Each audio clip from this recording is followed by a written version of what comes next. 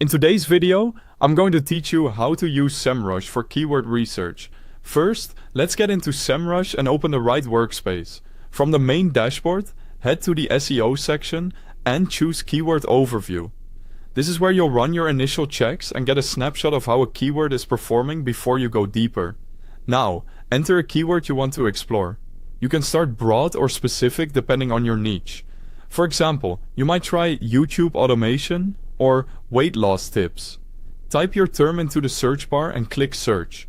In a moment, you'll see a comprehensive report that will guide your decisions.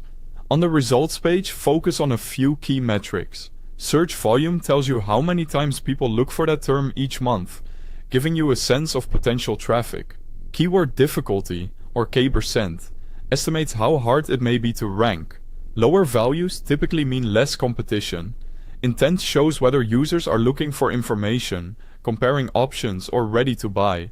Make sure this aligns with the kind of content you plan to create. CPC indicates the average cost per click advertisers pay, which can hint at commercial value.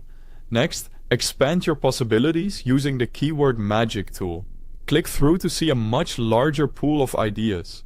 Here, check out variations that include similar phrases, related keywords that touch adjacent topics, and questions that capture how real users phrase their searches. Questions are especially useful for long-form tutorials, VICs, and titles that directly address user needs. To narrow things down, apply filters so you're not overwhelmed.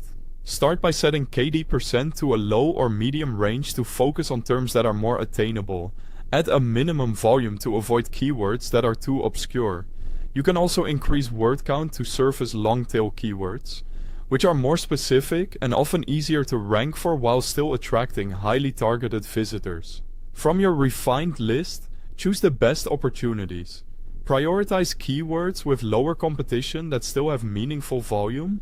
Make sure they clearly match your content topic and confirm the intent fits your goal. Informational for guides and tutorials, or more commercial if you're targeting conversions. The right keyword should feel natural within your content plan and serve your audience's needs. Finally, save your selections so you can organize and revisit them. Select the keywords you like and click Send to Keyword Manager. This keeps everything in one place, ready for planning outlines, tracking changes, and building your content calendar. That's it for this walkthrough. Thanks for watching.